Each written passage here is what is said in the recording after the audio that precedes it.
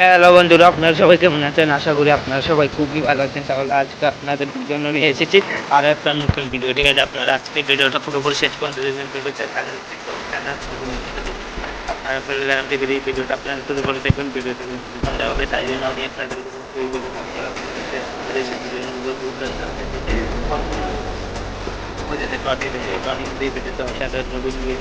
আমি আপনাদের অভিনয় আপনাদের